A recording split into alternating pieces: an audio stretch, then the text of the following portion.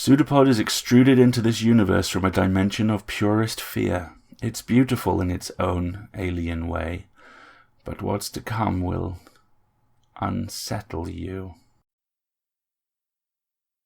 Pseudopod, episode 804 for April 1st, 2022. Flash on the Borderlands, 61. Dead Man's Party. Hello everyone. Hope you're all doing well. I'm Samuel Poots, an associate editor at Cast of Wonders, the young adult fiction podcast, and your host for this week. If you're wondering where Pseudopod's usual tentacled hosts are, don't. And definitely do not check behind those stage curtains, no matter how much they twitch. This April 1st, we have taken over Pseudopod Towers in order to bring a bit of cheer to these hallowed halls of horror.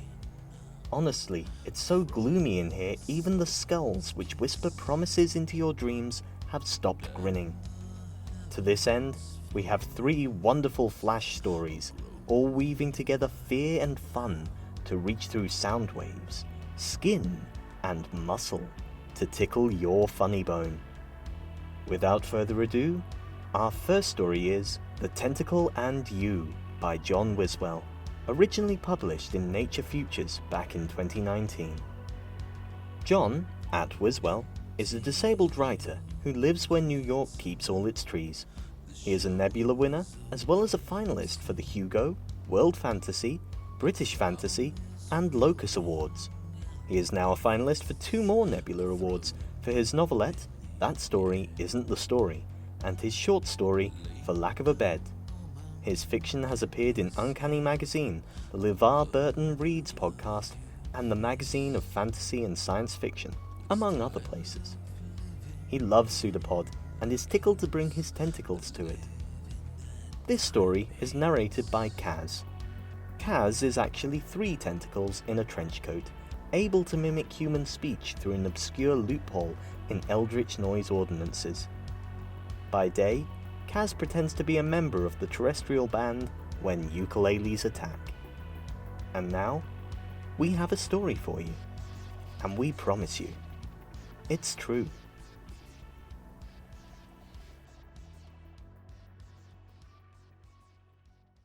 The Tentacle and You by John Wiswell. Read by Kaz. Congratulations on your new tentacle! You're probably one of the first people in your entire civilization to get this gift, and we know how overwhelming that can feel. That's why we've compiled a few tips to coach you early adopters through the first days of the rest of your lives. Welcome to the fold. Day 1. Already you should feel unprecedented vigor. Pursue whatever naturally drives you. Go body surfing, wrestle a bear, skydive without a parachute, do sex if that's your thing. Thanks to the tentacle's restorative properties, no injury or infection will last more than a few seconds. It's pretty cool, right? That durability is going to help you over the next week. The contact area of your tentacle may itch. Refrain from scratching or trying to remove it. Within the first 3 hours, the tentacle will have bonded with your nervous system such that agitation will cause it to override your motor control. Nobody likes walking around in public with deactivated arms. Spare yourself the embarrassment and embrace your new self. Day 2. You may notice yourself terminating unhealthy relationships without any of the remorse you'd always anticipated. Your priorities are the tentacle's priorities, and it's here to help your limbic system get in line. Enjoy the refreshing clarity of thought and renewed ability to focus on tasks. More than 99% of users find they complete their entire day's work in half the time. Worried about your boss taking advantage of your clarity and dumping extra work on you? The tentacle has your back. It will sense anyone observing you and alter your behavior to be suitably discreet. This is all between you and the tentacle, for now. Day 3. Your life has already turned around, and you'll want to share the tentacle with everyone you see. It feels almost unbearable not to share it. But please consider restraint. Try to expose the tentacle to a maximum of 3 people per hour. Your tentacle is secreting a lot of hormones at this point, and we know you'll want to run out in public and evangelize its gifts. Don't overextend yourself. Pick the people you care about the most, and implant tentacle buds into only one person at a time. Do so in private settings, preferably without surveillance equipment. You love the tentacle and want everyone to share in the joy. We get it, we're the same way. But you're hardly the only one out there spreading tentacles. Bide your time. Soon enough, everyone will know. Day 4. For most of you, this will be a day of rest and exploring deeper relationships with your neighbors. Through the Spore networks, you'll discover you have more in common than you ever knew. Many say this is the feeling art and drugs were always trying to achieve. Together with your neighbors, drink in what you liked of your culture while it lasts. Some of you may be confronted by pockets of so-called resistance. Late adopters of technology are always hostile to change, no matter how that change improves the standard of living. Rest assured that no matter how much their activity escalates, you are fine. It's physically impossible for them to harm you at this point. To minimize the disturbance, simply point at any suspicious person and yell. It doesn't matter what they're doing. Your intuition is our intuition. Upon your cry, the tentacle will use the Spore networks to alert all other users in a 100-kilometer radius, and solve the disturbance through the wisdom of crowdsourcing. These late adopters aren't a danger to anyone but themselves. With your attentive eye, they'll get the tentacles they need. Remember, if you see something, say something. Day 5. Last night you might have noticed that you have fewer appendages than you used to. It's hard to imagine what they were even for, isn't it? Today your husk will begin fully sloughing off. In most cases, this takes under an hour. Don't worry about making a mess in the process. Aging does it to us all. The tentacle's symbiotic microbacteria will digest any discarded tissue while your new form finishes emerging. So kick back, if you still have legs, and relax in the sun. A minimum of 4 hours is recommended to charge your photosynthetic batteries. You'll know you're ready when all of your body segments are swollen and you can slither comfortably. Don't exhaust yourself slithering, though. Tomorrow's going to be a big day. Day 6. No matter what anyone says, don't worry. You cannot be late for this. It's not just intuition. Your biorhythmic clock will automatically adjust your mind to anticipate when and where you should line up for the departure. The starship won't leave without you. You're part of the next wave of humanity. How could we do it without you? Upon boarding, slide into your nutrient tub and get to know your new neighbors. You'll be packed together for several centuries. It might seem funny that the past 6 days felt like an eternity, while the voyage amid the stars feels trivial. That's perspective for you. Snuggle up with your fellow tentacle kin and reflect on how much your species has learned in the past week. Everything you know could guide 1,000,000 planets to utopia. In due time, you will help them all. You have so much to share. And we're back. This story is full of creeping, slithering dread, and yet never loses its hopeful tone. Our second story tonight is Backers by Owen Duffy. This story is a Pseudopod original. Owen Duffy is a journalist whose work has appeared in The Guardian, BBC News, Vice, and others. He has also written extensively about tabletop gaming, because he's a massive geek. He lives in Glasgow, Scotland, with his wife and 2 sons, and enjoys judo, heavy metal, spicy food, and interesting beer. Your reader for this story is The Word Whore. The Word Whore hosted Air Out My Shorts with Preston Buttons for a 10-year stint. The duo narrated unvetted works of listener-submitted short fiction, often absent-mindedly, always drunkenly, and completely unencumbered by any relevant credentials from 2005 through 2015. Rumours of a reboot of this offbeat Canadian classic have been greatly exaggerated. And now, we have a story for you, and we promise you it's true.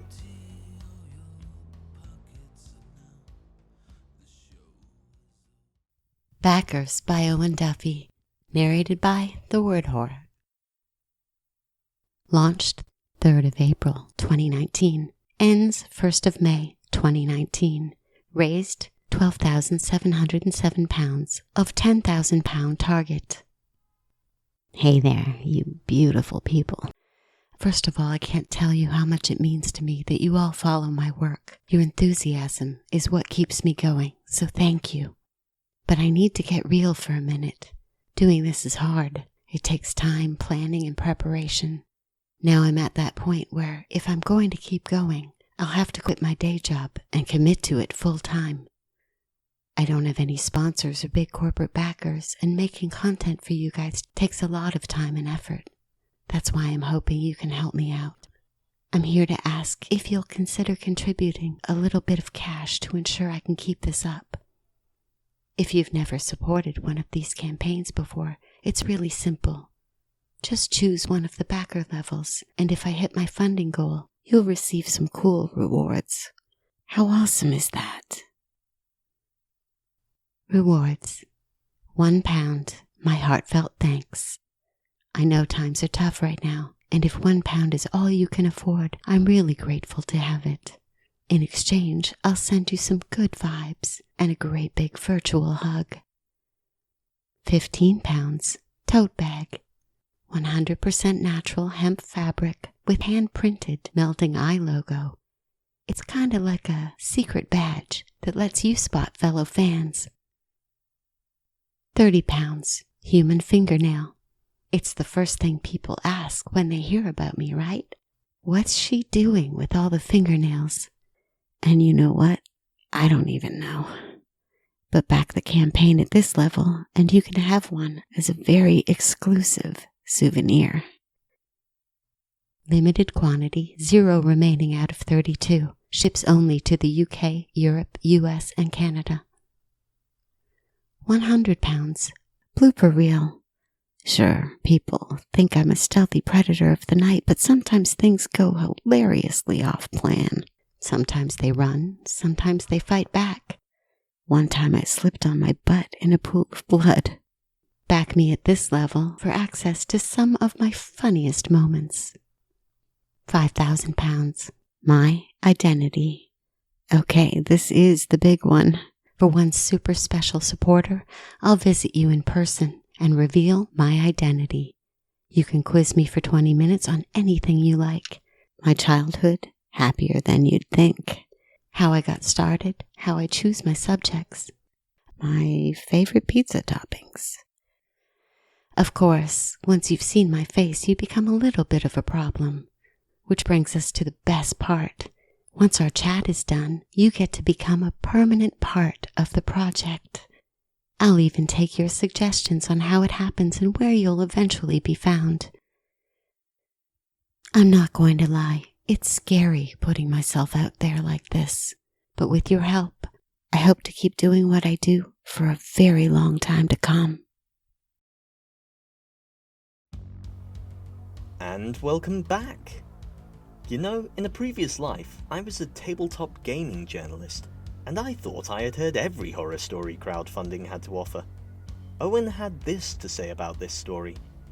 My wife and her friends are obsessed with podcasts about serial killers, something I find it hard to understand. My kids are fans of various chirpy YouTube personalities, something I find it hard to understand. This story is essentially me as an old, out-of-touch man in his mid-30s, bashing the two together and seeing what falls out. I do suspect, though, that relentlessly cheerful vloggers might have some dark side to their personalities.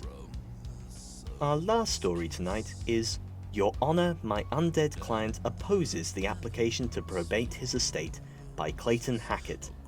This story is also a Pseudopod original. Clayton Hackett admits that he is an attorney, and his fiction has appeared in Daily Science Fiction, the Alternative Apocalypse Anthology, and the San Antonio Current. He can neither admit nor deny that he can be found on Twitter as @Hackett. He otherwise denies all remaining allegations against him. A motion was filed to conduct narration for this story from our in-house counsel, Marguerite Kenner. Marguerite was also the editor of Cast of Wonders, woohoo, from 2013 through to 2019.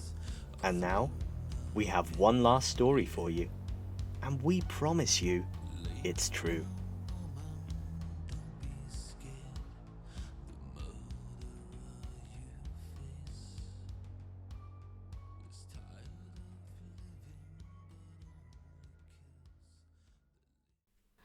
Your Honor, my undead client opposes the application to probate his estate by B. Clayton Hackett.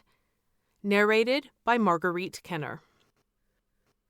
Your Honor, we find ourselves in an unprecedented situation, to say the least. My client opposes the opening of this probate, as it is wholly inappropriate for his children to institute this action while he is, if not exactly alive, legally speaking, still able to exercise control over and enjoy the use of his own property. Yes, he may be dead from a certain technical standpoint, but look at him, Your Honor. You can't tell that there is no heartbeat beneath that slightly sallow skin. He functions just as well as anyone, and a good deal better than the applicants in this very courtroom today, if I might add. I don't think anyone questions his mental capacity. The man is brilliant, and the applicants themselves have repeatedly referred to him both publicly and privately as an evil genius, even in their very own pleadings to this court. Unfortunately, our state's probate code is rather ill-equipped at this point in time to provide clear resolution of these issues, since the law, as currently written, only recognizes this false dichotomy of alive and dead, where my client is clearly neither, or both, depending on how you look at it. Moreover, to deprive my client of his property in this manner would be an unconstitutional violation of due process, and it is incumbent on the court to protect his rights until such time as we have clearer guidance from the state legislature. First, procedurally, I failed to see how the applicants were able to institute this proceeding, as I don't believe they've obtained a proper and legal death certificate. If Your Honor permits this matter to proceed, we will need to take testimony from the applicants on how they were able to obtain the death certificate attached to their petition without ever having been able to produce a dead body to the medical examiner. My client is ready to testify that he has never been to the county morgue, never been autopsied, and otherwise never submitted to examination by a medical professional who has pronounced him dead. Let it be clear that for the purposes of this proceeding, my client emphatically denies that he is, in fact, dead. Wait, I'm sorry, Your Honor. My client wants me to clarify for the record that he may have been to one or more morgues in the past, but not in connection with any of the matters relevant to our case here today. Additionally, my client had previously been assured by sources he believed to be reliable that all of his heirs had been exterminated from the face of the planet, along with any descendants they might have had. My client is prepared to testify that, had he known his traitorous children were not only still alive, but planning to pull a ridiculous stunt like this, he would have executed a new will to have disowned and disclaimed the ungrateful wretches from ever receiving the fruits of his allegedly nefarious labors. I would also point out to the court that the applicants in this matter had to obtain a writ of possession to forcibly remove my client from his very own home.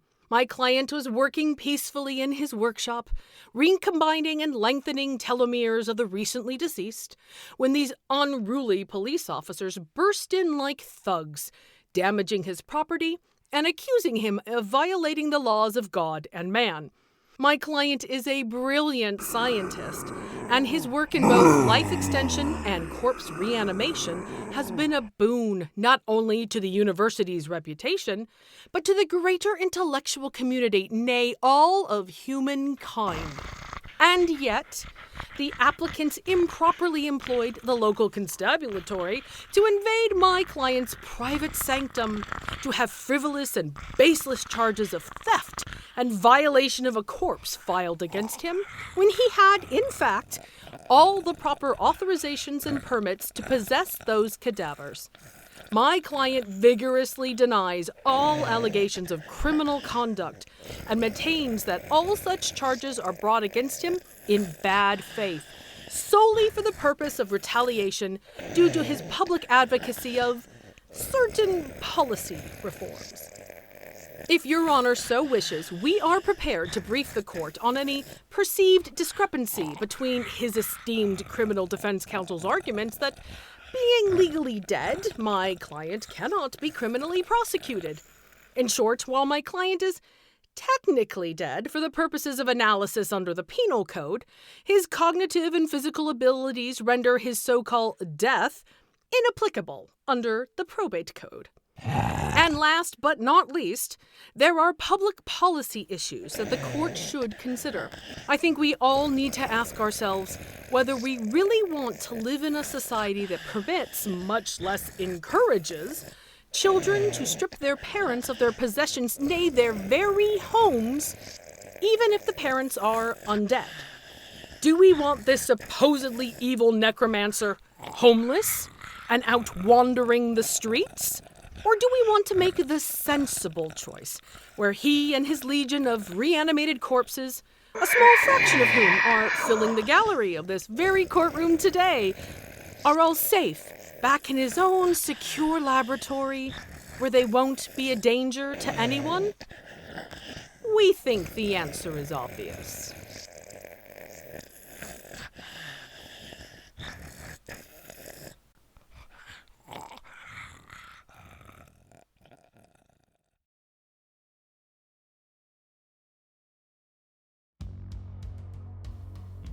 And we're back.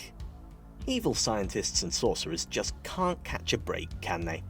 Here they are, diligently pushing the boundaries of human knowledge, only to face the constant distraction of legality and morality.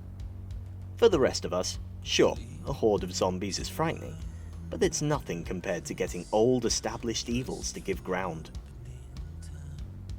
Pseudopod is funded by you, our listeners.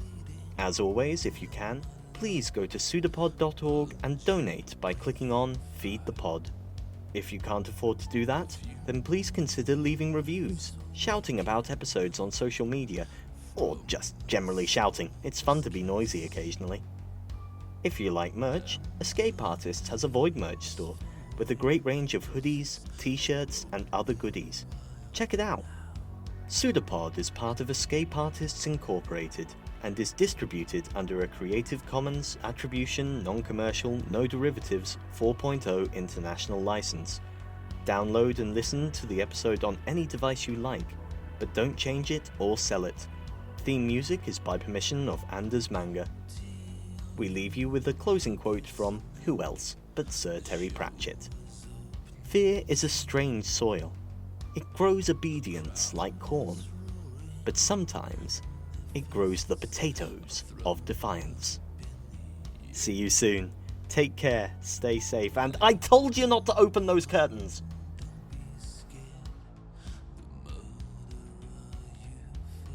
It's a pseudopod, it's a big foot.